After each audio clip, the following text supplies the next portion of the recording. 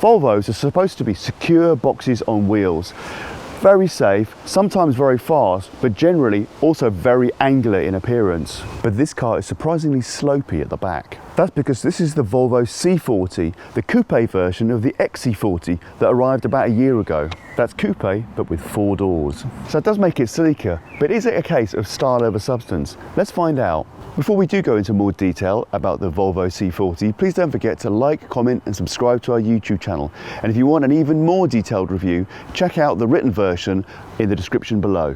From the front, you won't be able to tell that this is the C40 and not the XC40. It still has the nose of the petrol and diesel XC40s, but with a solid cover instead of air intake grille. It's only when you get to the top of the windscreen that the differences to the XC40 start to be revealed. The C40 doesn't have roof rails and has extra dynamic features at the rear. The difference is mostly aesthetic, although you pay over 1,300 quid more for the sportback coupe look of the C40. Designed in Sweden, even if it's made in China. There are 3 trim levels and 2 motor configurations. The core trim is only available with the front-wheel drive Recharge version, but Plus and Ultimate can be specified with this or the Recharge Twin all-wheel drive motors. The Recharge has a decent 231 horsepower motor with a 69 kilowatt-hour battery, but the Recharge Twin has a pretty dominant 408 horsepower with a 78 kilowatt-hour battery, the same as the dual-motor Polestar 2. All cars got automatic LED headlights, cruise control, powered tailgate,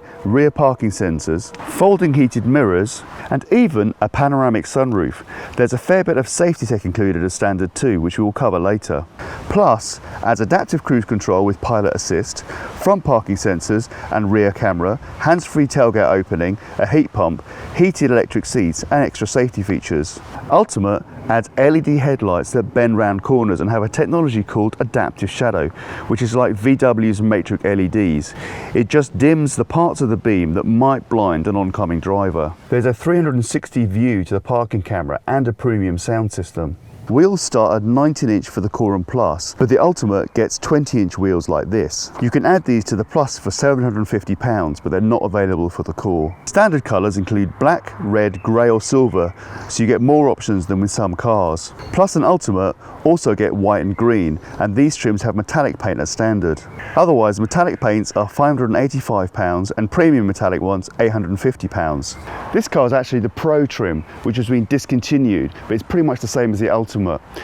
If you've got the keys in your pocket, you can just walk towards the car, pull the door handle and step inside. Let's take a look. Once you're inside the front of the C40, you won't notice any difference to the XC40. It's a fairly traditional cabin experience, except that the portrait orientation media display is larger than earlier Volvos.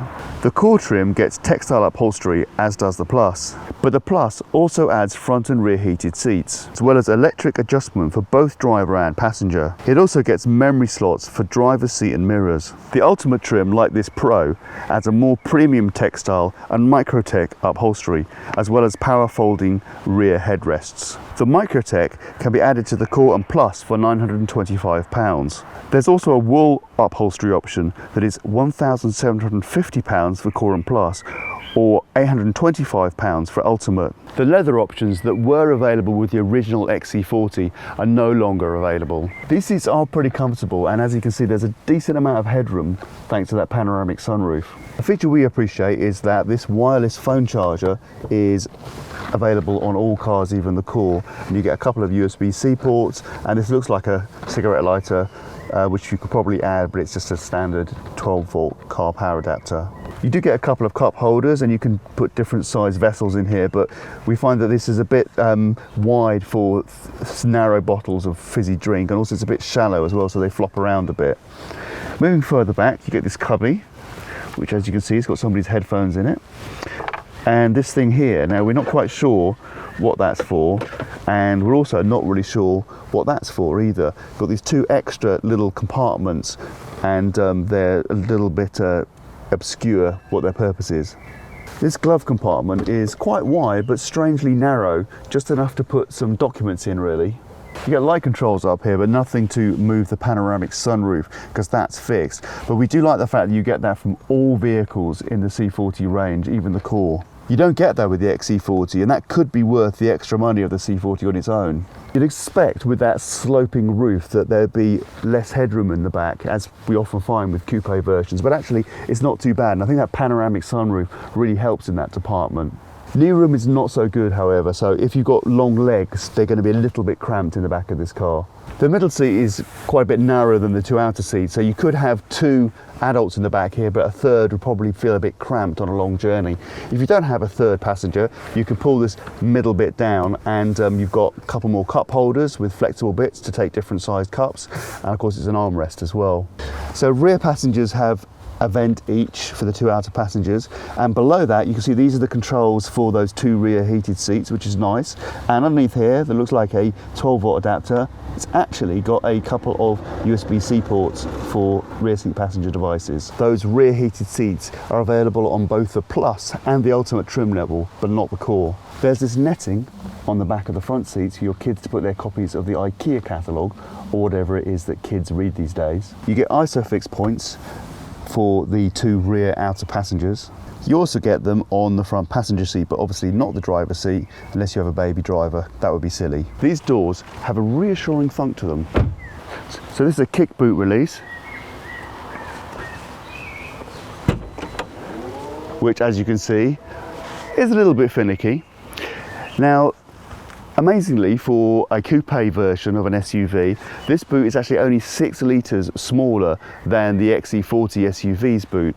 That's 413 litres, so you can see it's quite big. You can put a lot of bags in there, and there is this extra space underneath, and there's a little warning triangle there. I think this is probably some kind of high visibility jacket as well, if you want to be a security guard. Now this thing we think is a little bit rudimentary for such a premium car. If you look at what you get for, you know, the blinds you get on Mercedes, it feels a bit cheap. But it is relatively easy to remove. You just kind of pull off these things here and pop it out like that. Pretty easy. Now if you drop these seats forward, you see you've got a, you probably saw that happen. That was the automatic rear headrest going down there. There's also this thing here as well, which we can't open from this side, so I won't do that. Ooh. It's nice that gets out of the way so it doesn't whack anything. There it goes again.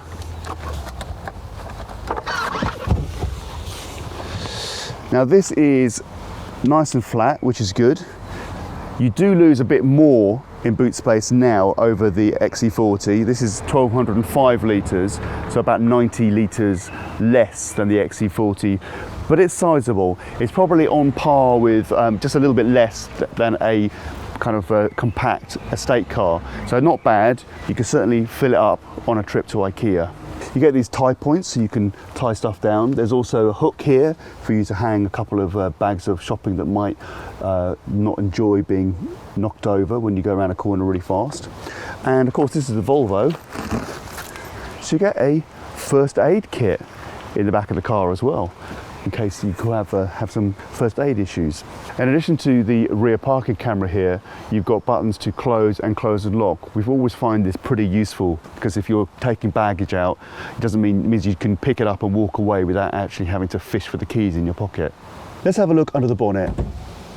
Although there's no petrol version of this car does share a platform with the XC40, which does have petrol versions. So there's a bit of space here where a motor should have been, and thankfully they've used it to create a frunk, which in this particular case they put all the charging cables in, although they'd probably fit in the back as well.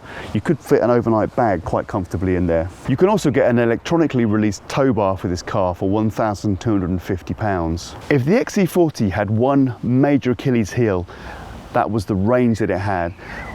These days we're expecting premium EVs to have at least 300 miles of range. The C40 is a bit more aerodynamic, so the range is a little bit better, starting at 267 miles for the single motor Recharge Ultima. That goes up to 274 miles for the dual motor Recharge Twin Plus, but that's still a bit behind what we'd hoped for. In our testing, we found that this car could do somewhere between 200 and 220 miles of mixed, often motorway driving, which is decent enough and certainly enough for a long journey. journey. But this will date the car as newer models with longer range arrive in the next couple of years. There is at least 150 kilowatt DC charging, which takes just 32 minutes to replenish from 10 to 80% for the 69 kilowatt hour Recharge. It takes 37 minutes with a larger battery of the Recharge Twin. AC charging takes 11 hours from 0 to 100% for the Recharge and 12 hours for the Recharge Twin. It's still not the most economical car. You're getting about 3.4 miles per kilowatt hour for the Recharge and just 3 for the Recharge Twin. So as we said before, this is quite a standard car interior. The steering wheel is fairly normal. You've got cruise controls on the left, and on the right we have the controls for the media and menu display. And you get typical stalks on the left for indicators and lights, and on the right for windscreen wipers. Turning this car on just involves getting inside, sitting down and pressing the brake pedal. Drive controls are operated with this gear stick like lever here. You put forward for reverse, back for drive, and there's a button here to put park. There's no separate electronic parking brake. There are no controls for motor power or regeneration level, although there is a setting in the menu which we'll talk about in a second where you can switch between single pedal or non-single pedal mode.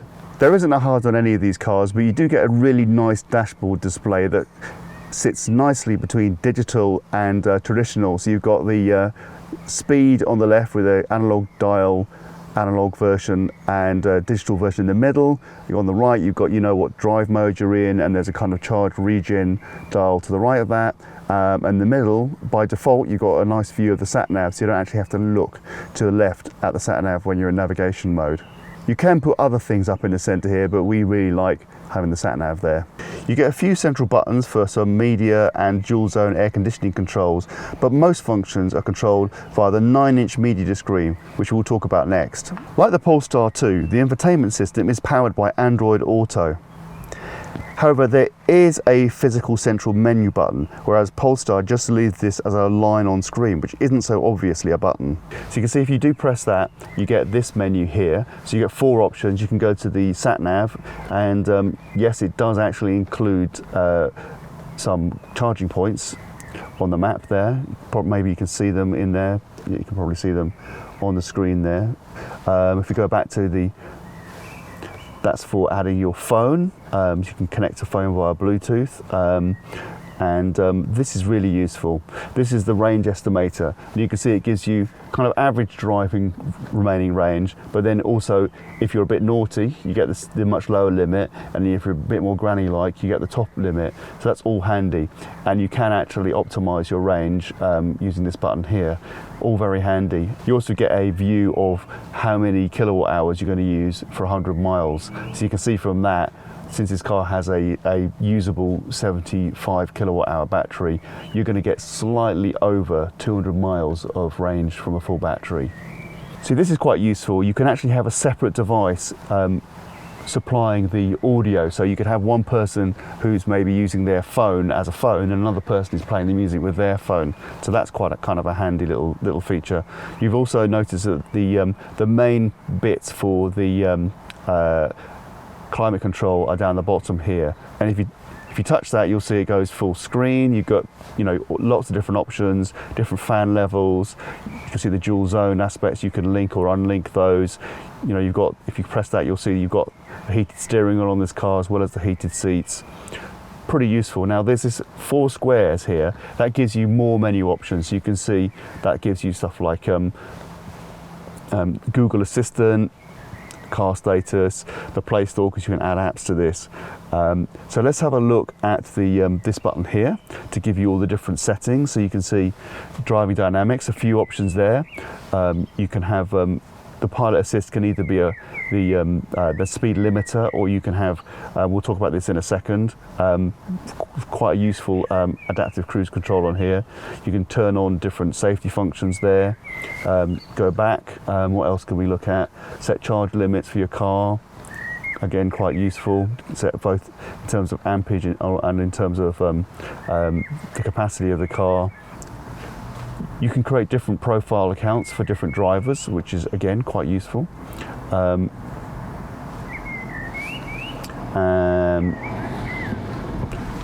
More evidence that this is Google powered. You have a Google Assistant providing the voice controls.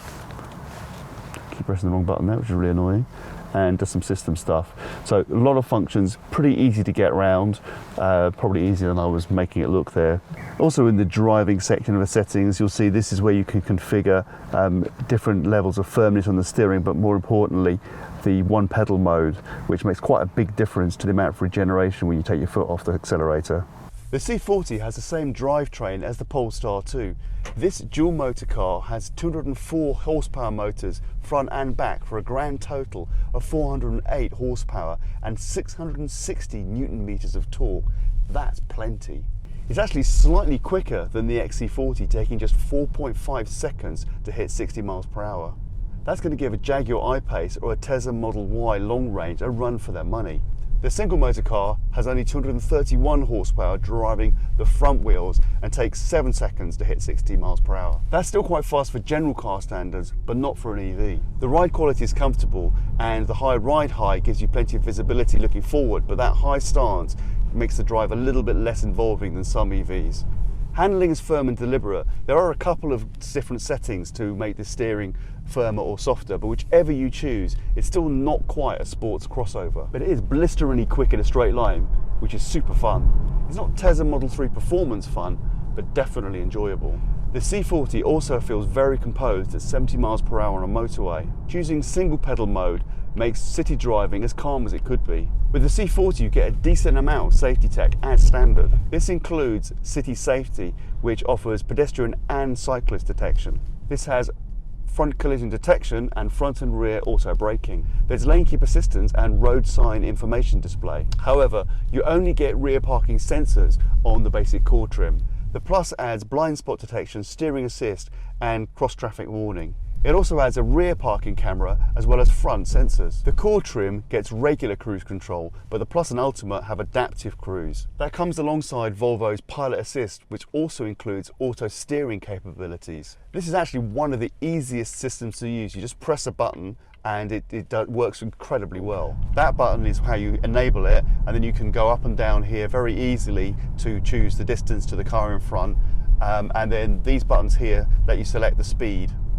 However, you must keep your hands on the wheel, otherwise the system will complain and turn itself off in a huff. The Ultimate trim doesn't add any safety tech except for that 360-degree parking camera that we talked about earlier. When the XC40 was released, Volvo was pushing a subscription model above outright purchase, but now both are given equal weighting. The dual motor cars are more expensive than a Tesla Model Y long range. Sure, they're quicker in a straight line, but they offer less range, less interior space, and a lot less cargo space. The dual motor VW Group SUVs offer a lot more range and space as well, but they are a lot slower in a straight line. This vehicle comes with a 3-year 60,000 mile warranty, which is typical for a European car. The battery also comes with a typical 8-year 100,000 mile warranty, although Volvo doesn't state what the minimum capacity is for that. Insurance groups range from 34 to 42, depending on motor and trim. So just to confirm, we really love the reversing camera on this car. Put it into reverse and you can see a really great overhead view of the car, which makes pulling into a space super easy. That's useful because the view out the rear of this car is kind of letterboxy. So the Volvo C40 looks great, and in dual motor form it's really fast too. Even the core trim is quite well equipped, but the Plus and Ultimate are full of top tech. However, the C40 is still an expensive car, and even though range has improved over the XC40, it's still a weak point for this vehicle. In other words, this is a great looking, great driving car, but there are better value options out there. Thanks for watching, and if you enjoyed this video, please don't forget to like, comment and subscribe to our YouTube channel.